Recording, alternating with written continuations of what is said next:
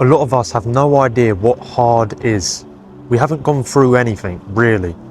Of course, pain is relative, but compared to our ancestors, when I think about my nonna who came from Naples in Casoria, he was one of 21 children. He was poor. He was taken to a convent because his mum couldn't feed him. His father died when he was young. He was in this convent with a few of his brothers, and they suffered.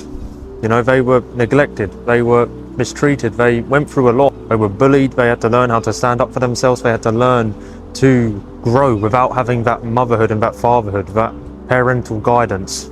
Then he came out of the convent and he went into a detention centre because he was quite a troublemaker. Then he realised that he couldn't keep going on how he was going.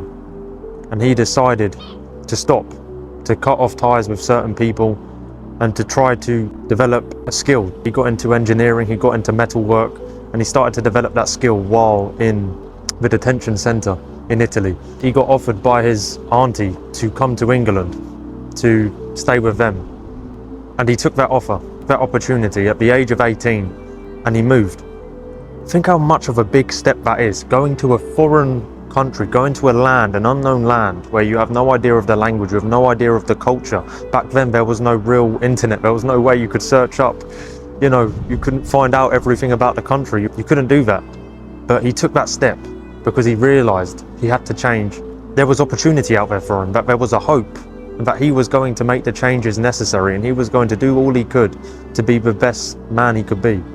Despite all of that trauma, all of that childhood trouble, all of those bad decisions he made, all of those things he did when he was young, all of that stuff he couldn't control, he still chose to aim up and he still chose to get on and move forward. Let that be an inspiration for you as he is for me. But think about your ancestors, think about where you've come from, think about how lucky you are to be where you are. Despite all the problems you have, we all have problems, but let's not give up, let's not lose hope, let's not be soft and complain and make excuses. Let's take responsibility and let's do the best we can for the glory of God.